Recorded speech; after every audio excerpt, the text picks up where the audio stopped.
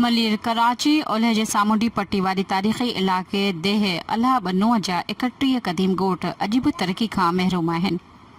जिते 28 ॻोठ मुल्क जे 78 सालनि जी तारीख़ बावजूद अञा ताईं बिजली जहिड़े बुनियादी सहूलियतुनि खां वांझियल आहिनि। जीअं त सिर्फ़ 3 ॻोठ आहिनि, अब्दुल्ला भंड, हाजी नूर मोहम्मद भंड ऐं अल्लाह बख़्श भंड खे हब बलोचिस्तान मां बिजली फ़राहम कई वई हुई, पर उहा बि गुज़िरियल 10 ॾींहनि खां मुकमल तौरु बंदि पियल आहे, जंहिं सबबि सॼे इलाइक़े में सख़्त परेशानी पखिजी वई आहे। ॻोठाणनि जे वफ़द मक़बूल भंड, हाजी सादिक भंड, इम्तियाज़ भंड, अब्दुल रहीम भंड ऐं ॿियनि अवामी प्रेस क्लब मली जे साफ़ियुनि सां ॻाल्हाईंदे दावो कई त देह अलाह बनो जा रहवासी सदियुनि खां समुंड किनारे आबाद आहिनि ऐं मच्छी मारे तोड़े ॾिहाड़ी मज़दूरी करे पंहिंजनि बचनि जो पेट पालीनि था, पर अफ़सोस जो अॼु ॾींहं ताईं हुकूमत तरफ़ां खेनि का बि बुनियादी सहूलियत फ़राहम न कई वई आहे। हुननि चयो त बिजली बंदि हुजण सबबि पाणी जी सख़्त खोट पैदा थी वई आहे।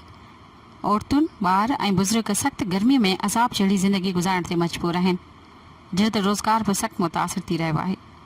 ॻोठाणनि जो चवणु हो त मुल्क खे क़ाइमु थिए लॻभॻि 1 सदी थियण वारी आहे, पर संदसि इलाइक़ो अॼु बि बिजली, गैस, साफ़ पाणी, सिहत ऐं रोडनि समेत समूरियुनि बुनियादी सहूलियतुनि खां महरूम आहे। मुतासिर ॻोठाणनि हुकूमत, चूंडियल नुमाइंदनि ऐं लॻपियल इदारनि खां फ़ौरी नोटिस वठी बंदि पियल बिजली बहाल करण जी अपील कई आहे।